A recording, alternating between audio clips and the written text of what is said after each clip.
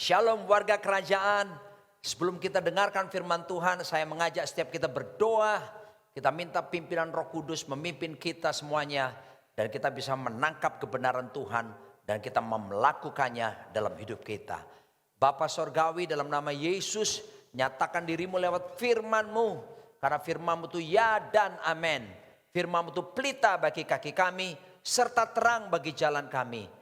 Firman-Mu yang bila kami renungkan akan membuat kami bertindak hati-hati sesuai dengan segala yang tertulis di dalamnya. Sehingga dengan demikian perjalanan kami akan dibuat Tuhan menjadi berhasil. Dibuat Tuhan menjadi beruntung. Kami sungguh percaya langit, bumi dan segala kemuliaannya dibangun manusia tidak kekal dan akan segera berlalu. Tapi satu hal, perkataanmu, firman-Mu tidak mungkin akan berlalu melainkan kekal sampai selama-lamanya. Berfirmanlah, kami siap untuk mendengarkannya dan melakukannya. Dalam nama Yesus. Amin.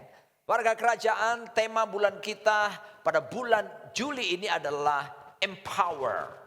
Memberdayakan. Luar biasa sekali, dan ayat yang mendasarinya adalah di dalam Amsal Sulaiman pasal yang ke-22 ayat yang ke-6. Kita akan membaca bersama-sama. Dikatakan firman Tuhan, didiklah orang muda menurut jalan yang patut baginya. Maka pada masa tuanya pun ia tidak akan menyimpang daripada jalan itu. Menarik sekali untuk memberdayakan. Maka perlu ada proses yang disebut untuk mendidik.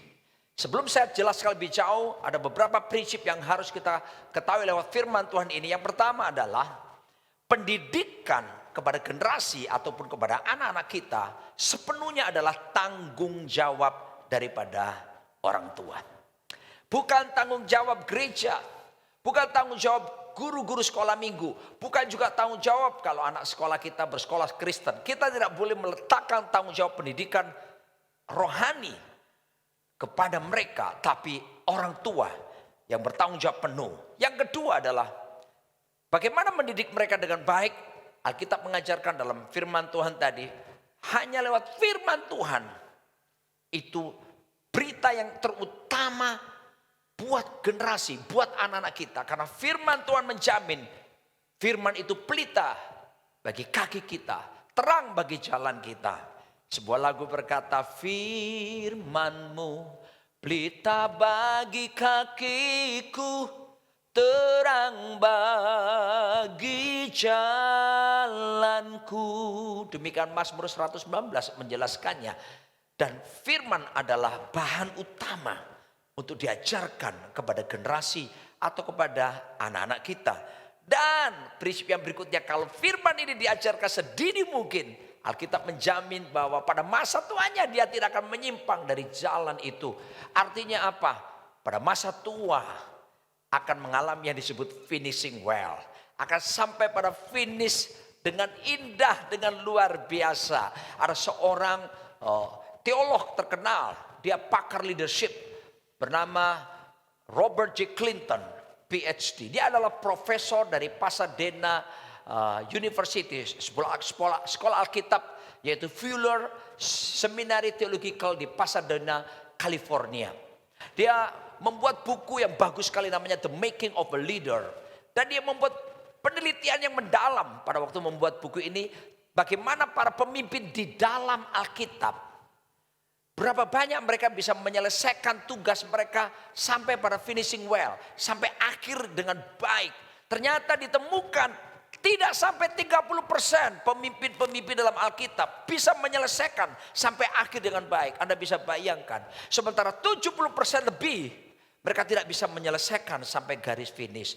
Tapi Alkitab menjamin kepada kita, kalau kita mendidik anak-anak kita di dalam jalan-jalan Tuhan, di atas dasar firman Tuhan, maka yang terjadi ini akan menjamin masa depan mereka akan sampai kepada finishing well. Dan mereka bisa mengakhiri hidup ini dengan indah di hadapan Tuhan.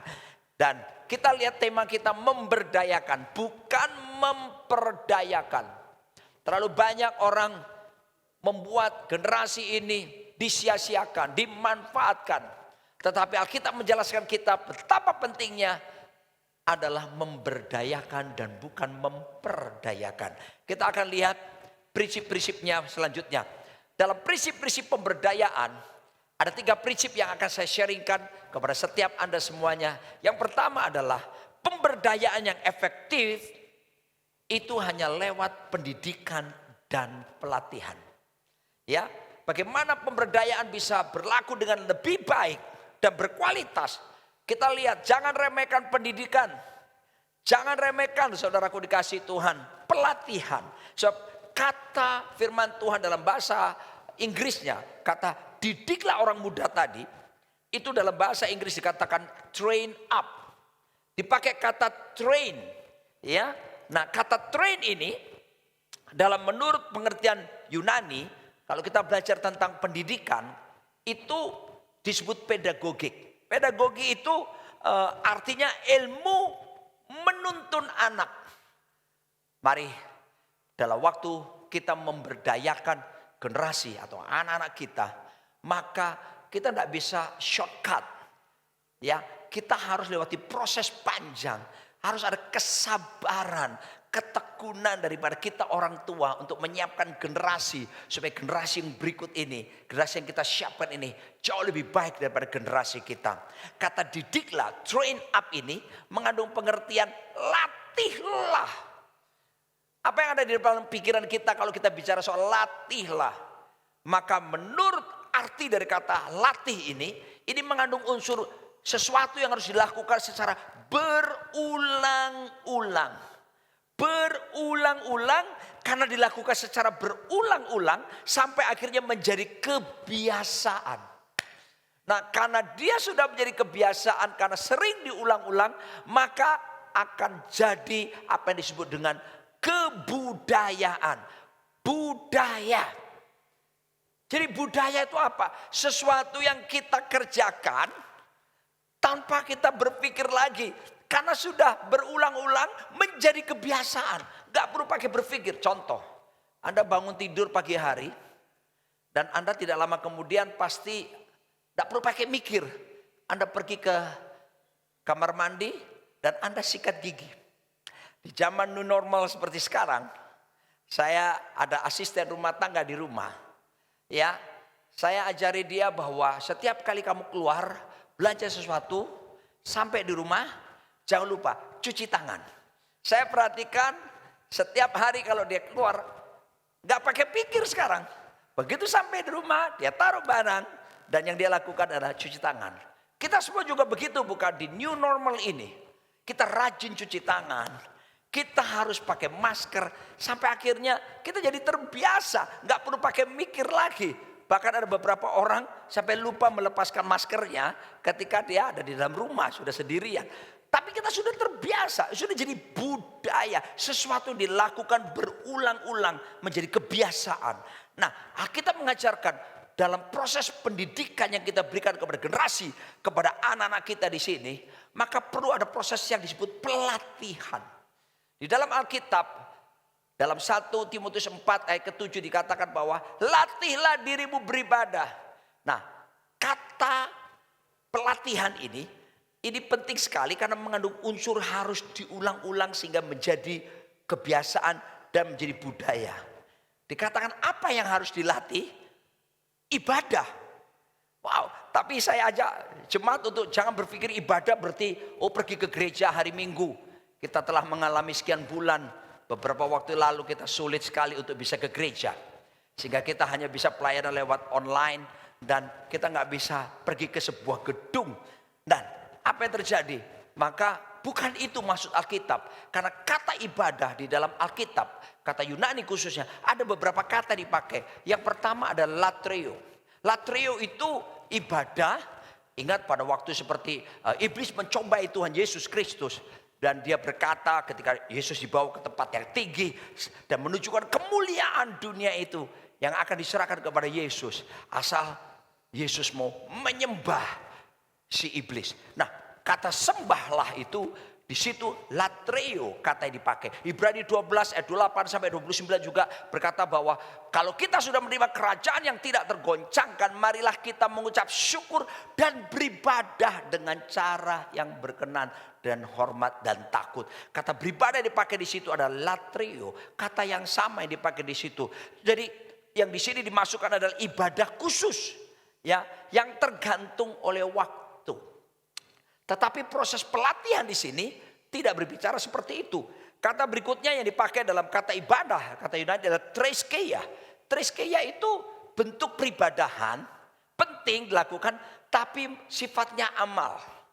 Ya, kepercayaan lain pun melakukannya, mereka berbuat amal. Itu terdapat dalam Yakobus pasal 1, next, ayat yang ke-27. Ibadah yang murni dan yang tak bercacat di hadapan Allah Bapa kita ialah mengunjungi yatim piatu dan janda-janda dalam kesusahan mereka dan menjaga supaya dirinya sendiri tidak dicemarkan oleh dunia. Perhatikan baik-baik, ini ibadah tapi sifatnya amal. Tapi apa maksud Alkitab tentang didiklah, train up, latih di sini supaya menjadi apa? Dilakukan berulang-ulang, jadi kebiasaan, jadi budaya dalam dirinya. Apa itu? Ibadah. Ibadah yang bagaimana? Ibadah dalam bahasa Yunani dipakai di sini eusebia. Apa itu eusebia? Yaitu latihan badani yang sifatnya saudaraku dalam 1 Timotius 4 ayat 7 sampai 8 dikatakan, tetapi jauhilah tahayul dan dongeng nenek-nenek tua, latihlah dirimu beribadah. Latihan badani terbatas gunanya, tetapi ibadah itu berguna dalam segala hal karena mengandung janji baik untuk hidup ini maupun untuk hidup yang akan datang. Perhatikan, bukan ibadah dalam arti kata seperti kebiasaan dalam gedung gereja, dalam konsep pemahaman konvensional kita. Tapi eusebia di sini, ibadah di sini, kata Inggris yang dipakai adalah godliness. Godliness itu artinya apa? Keserupaan, seperti Tuhan. Jadi apa maksud latih dirimu beribadah? Yang harus ditekankan dalam pengajaran buat generasi, buat anak-anak kita adalah kita artinya melatih ibadah dalam bentuk apa? Keserupaan dengan Kristus. Kita harus latih anak-anak kita. Kita harus latih generasi ini untuk melakukan hal-hal di mana melakukannya seperti Tuhan. Kita latih mereka bagaimana bertindak, berkata, dan berpikir, berperasaan, berkehendak.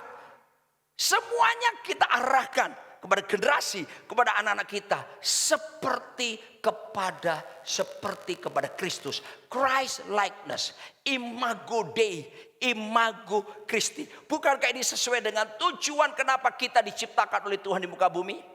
Ketika Tuhan berkata kepada Adam, ya pada waktu itu Bapa Putra Roh dalam Kejadian 1 ayat 26 berkata, let us make man in our own image and our likeness. Mari kita membuat manusia menurut gambar dan rupa kita. Ini bicara manusia diciptakan punya tujuan, yaitu keserupaan dengan Tuhan. Jadi apa yang harus kita ajarkan kepada generasi, kepada anak-anak kita?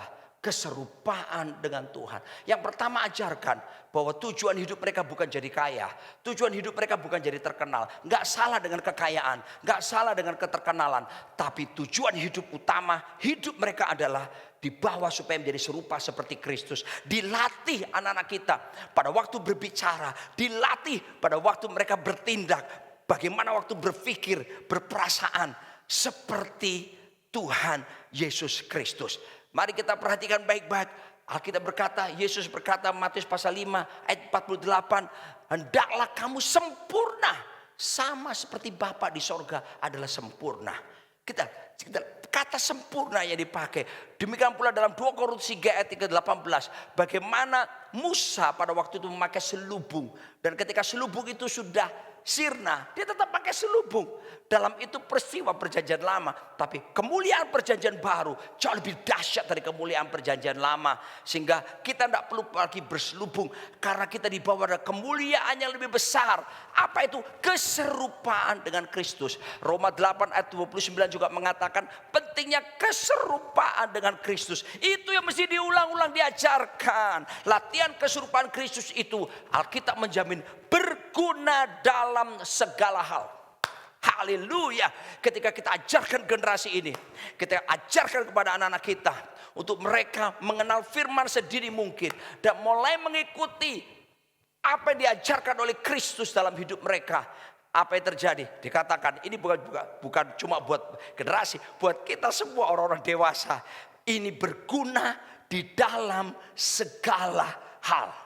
Berguna untuk urusan jasmani, urusan rohani, urusan duniawi, urusan bisnis, urusan keluarga, urusan apapun.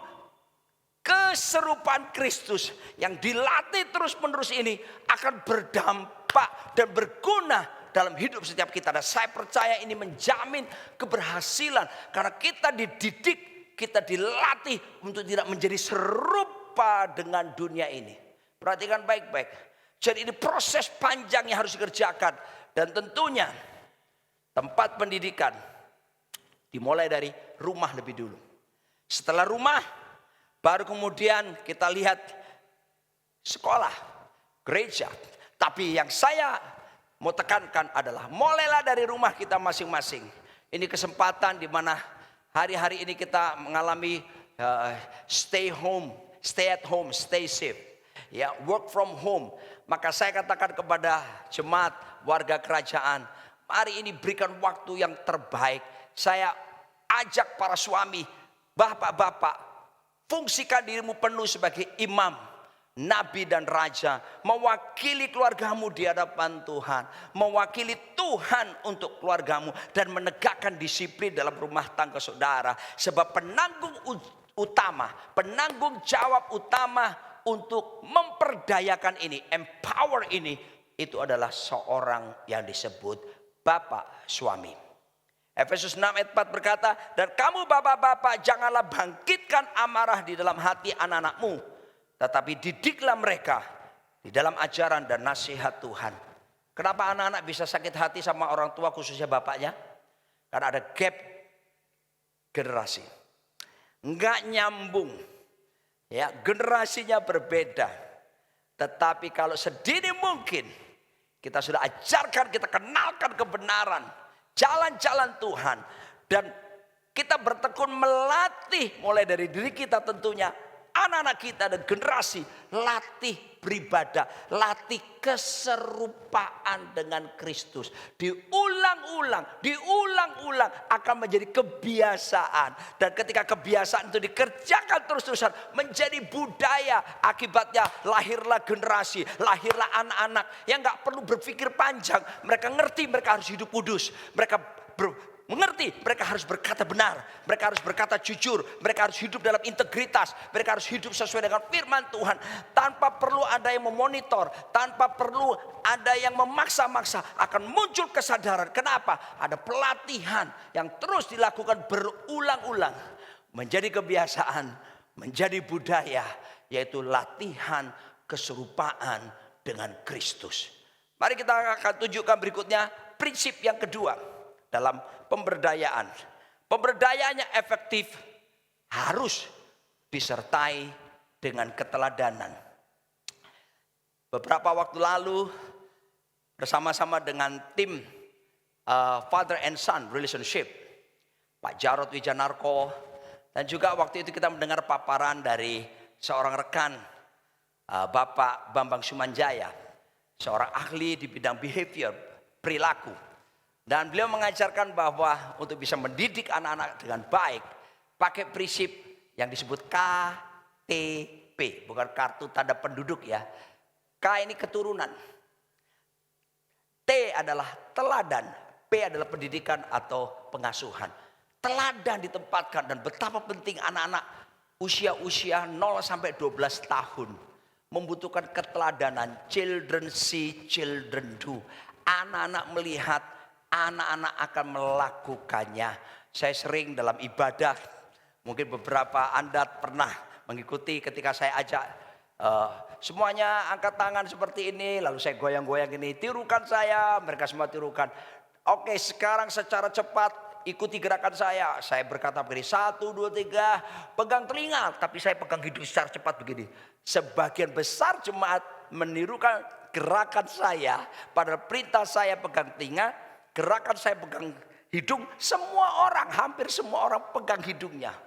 Malah mereka yang duduk di paling depan, paling banyak pegang hidung. Kenapa? Padahal perintah saya adalah pegang telinga. Karena apa? Orang cenderung melakukan sesuatu apa yang dilihat. Anak-anak kita, generasi di bawah kita sedang melihat apa yang kita lakukan. Para pemimpin sekarang, ya perhatikan, action speaks louder than words. Seharusnya tindakan berbicara lebih keras daripada kata-kata. Dan mereka sedang mengamati di rumah. Anak-anak kita melihat papanya, anak-anak melihat mamanya. Saya berdoa supaya atmosfer kerajaan sorga terjadi di rumah tangga setiap kita masing-masing. Sehingga anak-anak kita, apalagi mereka nggak bisa ke sekolah, mereka harus belajar banyak di rumah. Dan mereka sering melihat kita. Dan biarlah mereka melihat satu figur yang dapat diandalkan. Contoh yang luar biasa. Karena kita orang tua, takut akan Tuhan. Kita dekat dengan kebenaran. Dan kita melatih mereka kebenaran. Sehingga mereka terus dilatih dalam keserupaan dengan Kristus berulang-ulang. Sehingga jadi kebiasaan. Lalu menjadi budaya. Sehingga mereka melakukannya. Mereka nggak perlu pakai berpikir. Karena mereka tahu bahwa itu jalan kehidupan yang menjamin masa depan mereka. Dalam 1 Korintus 4 ayat 16 berkata, sebab itu aku menasihatkan kamu, turutilah teladanku. Saudaraku dikasihi Tuhan, Paulus menekankan bagaimana teladan itu penting. Dan kita minta anugerah kepada Tuhan.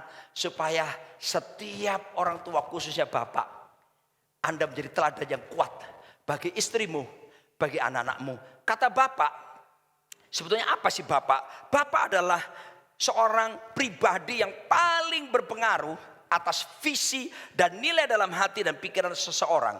Yang dibentuk berdasarkan sebuah hubungan. Sehingga rancangan Tuhan atas anak-anak atau generasi dapat digenapi. Jadi betapa pentingnya harus ada terbangun hubungan yang baik. Sebab itu saya percaya salah satu ayat yang bisa menjadi jawaban bagaimana COVID-19 ini di seluruh bumi ini bisa terselesaikan dengan baik adalah Malaikat 4 ayat 5 dan 6. Sebab Alkitab berkata pada akhir zaman Tuhan akan membangkitkan, pada hari terakhir Tuhan bangkitkan pelayanan Elia. Kenapa Elia? Kata Elia adalah Jehovah is my father. Tuhan itu bapakku. Supaya apa? Hati bapak-bapak berbalik kepada anak-anak dan hati anak-anak akan berbalik kepada bapak-bapaknya. Alkitab berkata, kalau tidak aku akan pukul bumi sehingga musnah. Terjemahan Inggris berkatakan, Tuhan akan pukul bumi dengan kutuk. Kita lihat COVID-19 melanda secara global di seluruh dunia. Saya berdoa ayat firman Tuhan itu digenapi. Bapak-bapak kembali kepada anak-anak. Anak-anak berbalik kepada bapak-bapaknya. Ketika hubungan ini dipulihkan, saudaraku, saya percaya apa yang terjadi kutuk atas bumi ini akan dihentikan. Dan kita akan melihat justru pengetahuan akan kemuliaan Tuhan yang seperti air laut menutupi dasar samudera itu akan dikerjakan Tuhan di seluruh dunia, termasuk di Indonesia, bangsa yang kita cintai ini. Bapak dalam bahasa Ibrani adalah Abba, Father, Abba, artinya source, sumber. Wow, luar biasa. Lalu kemudian dia memberikan identitas, tujuan, visi, berkat, bahkan warisan. Jangan berpikir soal uang ya, harta, soal warisan. Warisan di sini yang saya maksud adalah legacy. Apa itu legacy? Legacy itu bukan warisan harta biasa, tapi warisan rohani yang bersifat kekal, yang dapat dipindah tangankan dari generasi yang satu ke generasi yang berikutnya. Ini yang perlu diajarkan, yang diwariskan. Kalau warisan yang lain harta, anak-anak bisa berkelahi, bisa rebutan dan sebagainya.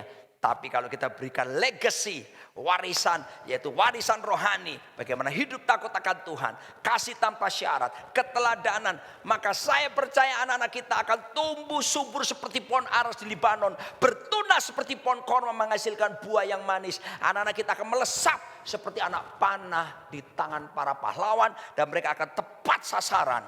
Dan tidak ada yang menyimpang ke kanan ke kiri sampai pada destiny yang Tuhan tetapkan. Jadi kalau bapak source sumber, maka anak adalah sesuatu yang mengalir keluar dari sumber.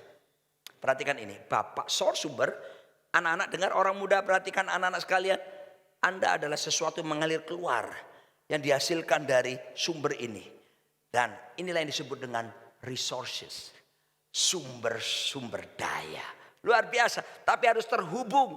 Ketika terhubung dengan baik Bapak anak ini, maka anak-anak akan menjadi sumber daya yang powerful, yang luar biasa, yang dahsyat. Tapi harus terjaga terus hubungannya. Dan kita lihat kalau ini dipulihkan, dampaknya adalah kutuk atas bumi ini akan dihentikan. Selanjutnya kita lihat kebenaran firman Tuhan. Yang ketiga sekarang, prinsip-prinsip pemberdayaan. Pemberdayaannya efektif sesuai dengan ajaran firman Tuhan. Harus berdasarkan, berpatokan kepada firman. Sebab itu saya mau berkata kepada Bapak Ibu orang tua di rumah. Mari, mau gak mau, Anda harus sering membaca, merenungkan firman. Mau gak mau, Anda harus menambah pengetahuan. The more you know the word of God, semakin tahu firman Tuhan, semakin tahu pula mengajar anak-anak. Semakin kita nggak tahu kebenaran firman Tuhan, semakin kita nggak bisa mengajar anak-anak kita. Sebab itu ini kesempatan kita untuk bangkitkan satu latihan ibadah orang tua pun.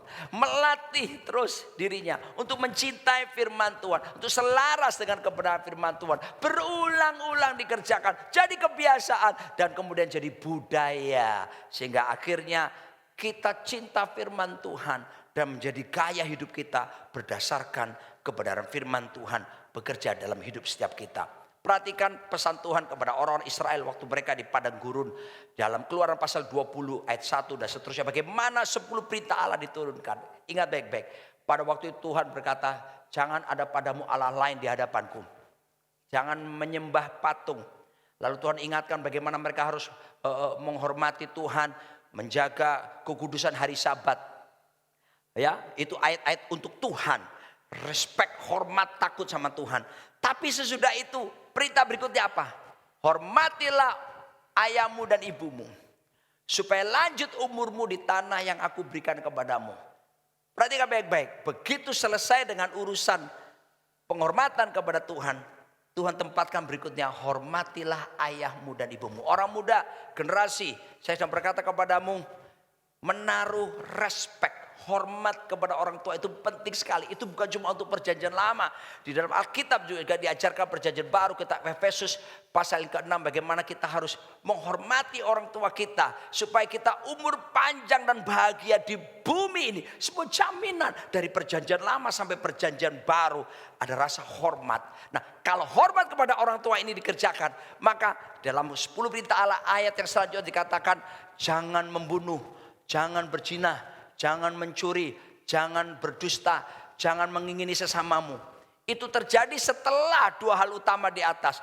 Dengan kata lain, kalau kita menaruh respek kepada Tuhan dan orang tua kita, maka dijamin oleh Alkitab, ketika kamu lakukan dengan benar, sesuai dengan kebenaran, kamu tidak akan membunuh, kamu tidak akan mencuri, kamu tidak akan berdusta, kamu tidak akan berzina, kamu tidak akan mengingini milik sesamamu. Dan dimulai dari mana? Harus ada respect, penghormatan kepada Tuhan yang pertama, lalu kepada orang tua kita. Saya berkata kepada setiap orang tua sebelum saya akhiri pemberitaan kebenaran firman Tuhan ini, mari seperti Ulangan 11 ayat 18 sampai 21, bagaimana pentingnya diajarkan kebenaran. Dan Alkitab mengatakan bahkan ketika ayat 19, kamu harus mengajarkannya kepada anak-anakmu dengan membicarakannya. Wow, obrolannya itu jangan cuma tentang film, bukan cuma tentang cerita-cerita tokoh-tokoh hebat dalam dunia perfilman Hollywood. Bahas dengan anak-anakmu, ngobrollah tentang bagaimana Daud mengalahkan Goliat, bagaimana Daniel yang tidak menyangkali imannya, bagaimana Musa memimpin bangsa Israel, bagaimana tokoh-tokoh dalam Alkitab itu harus dibicarakan apabila engkau duduk di rumahmu dan apabila engkau sedang dalam perjalanan, apabila engkau berbaring dan apabila engkau bangun. Di semua situasi, mari kita bangun satu atmosfer dalam keluarga kita masing-masing, atmosfer cinta akan firman Tuhan. Dan ini diulang-ulang terus menerus menjadi kebiasaan, diulang menjadi budaya, sehingga bangkit generasi anak-anak kita, orang-orang yang sudah terbiasa taat kepada firman.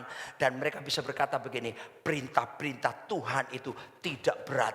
Oleh anugerahnya saya semuanya bisa melakukannya. Dan jaminan saudaraku, Alkitab menjelaskan para siapa merenungkan, memperkatakan, melakukan firman, Tuhan menjamin akan dibuat berhasil perjalanannya, akan dibuat bertindak hati-hati, dan bahkan dijadikan oleh Tuhan menjadi beruntung. Saya berdoa generasi kita akan bangkit jadi generasi yang jauh lebih baik dari setiap kita. Dan itu dimulai dari setiap kita orang tua mempersiapkan mereka dan membawa mereka sejak sedini mungkin kepada Tuhan kita Yesus Kristus. Mari kita akan berdoa bersama-sama. Dan saya ajak seluruh keluarga berkumpul sekarang, berdekatan satu dengan yang lain. Saya minta para suami, ya, lakukan peran Anda untuk mulai memberkati istrimu, memberkati anak-anakmu. Gandeng tangan semuanya. Dan saya ajak untuk nanti suami-suami menumpangi tangan satu persatu kepada istri dan kepada anak-anaknya pula. Haleluya. Terima kasih Tuhan, terima kasih Tuhan. Hamba berhenti berbicara, tapi aku berdoa Roh Kudus berkarya saat ini di setiap rumah-rumah yang ada. Lawat setiap keluarga yang ada Tuhan, pulihkan. Dan aku berdoa Tuhan, hati Bapa kembali kepada anak-anak. Hati anak-anak berbalik kepada bapak-bapaknya. Pemulihan terjadi saat ini. Dan sementara saya berdoa sekarang, tolong para suami, letakkan tanganmu di kepala istrimu. Satu persatu berkati istrimu. Lalu berkati anak-anakmu satu demi satu mereka. Berkati mereka. Dalam nama Yesus. Tuhan, aku berdoa. Urapanmu turun mengalir kepada suami. Mengalir ke istri, ke anak-anak. Datanglah kerajaanmu. Jadilah kehendak-mu atas setiap mereka saudara. Ya Tuhan. Datang saat ini. Dan lawat mereka. Pulihkan setiap mereka. Dan aku berdoa atmosfer kerajaan sorga dinyatakan secara nyata di setiap keluarga. Terima kasih Tuhan. Terima kasih, kami siapkan hati untuk bersama-sama perjamuan kudus di hadapan-Mu yang kudus ya Tuhan. Naikkan satu lagu. Saudara bisa siapkan di rumah masing-masing, ambil roti dan anggur yang ada. Kalau tidak ada roti, Anda bisa ambil roti apapun. Dan juga minuman. Karena kita akan bersekutu dengan tubuh dan darah Yesus.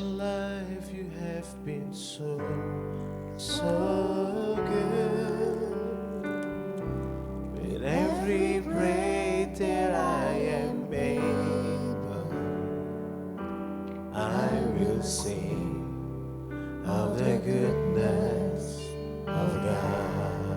Nyanyikan lagi, all my life. All my life you have been faithful. Sama-sama angkat roti saudara di hadapan Tuhan. All my life you have been so good. With every breath that I am able, yes Lord, I will sing of the goodness of God. Mari angkat roti ini tentang karena saudara, sebab pada waktu malam sebelum Yesus diserahkan, dia mengambil roti, mengucap syukur atasnya dan berkata, inilah tubuhku yang dipecah-pecahkan bagi kamu. Perbuatlah ini menjadi peringatan akan aku. Jemaat, warga kerajaan, bukankah roti yang kita angkat dengan tangan kanan kita ini adalah persekutuan kita sungguh-sungguh dengan tubuh Yesus Kristus? Amin. Makanlah dalam nama Yesus.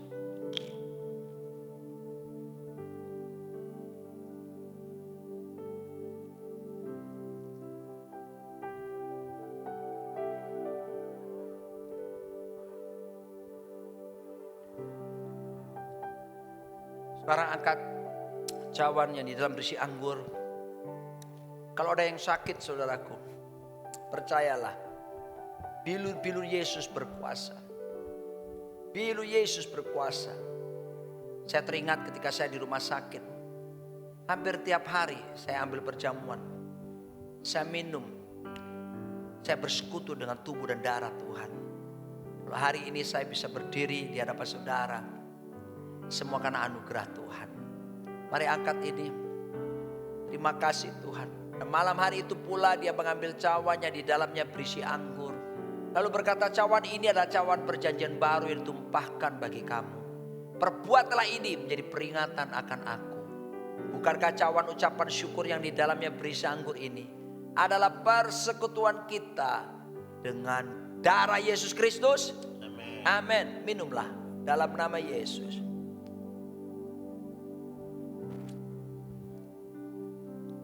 Naikkan lagu tadi refrennya dan sama-sama kita angkat tangan untuk kita terima berkat Tuhan pada saat ini.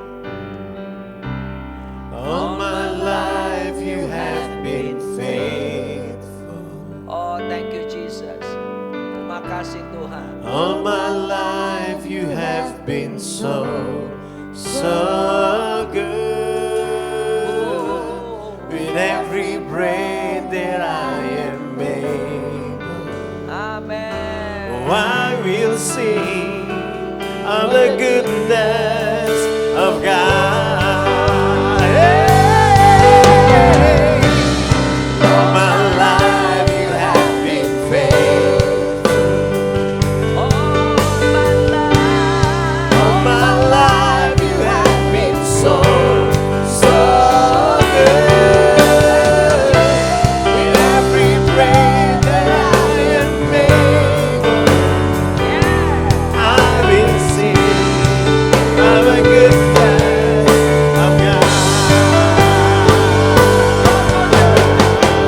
Your goodness running out, it's running after me. Your goodness is running out, it's running after me. My life laid down, I surrender now. I give you everything. Your goodness is running after, it's running after me.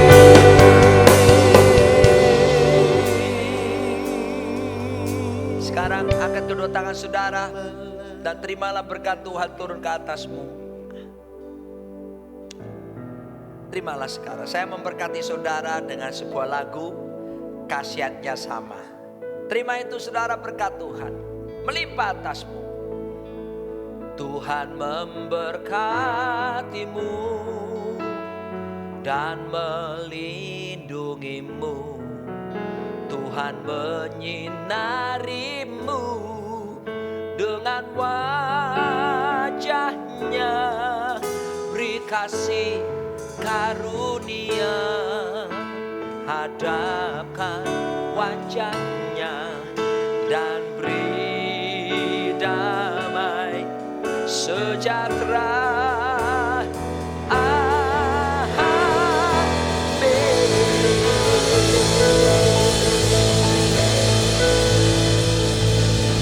Amin. Tuhan memberkati.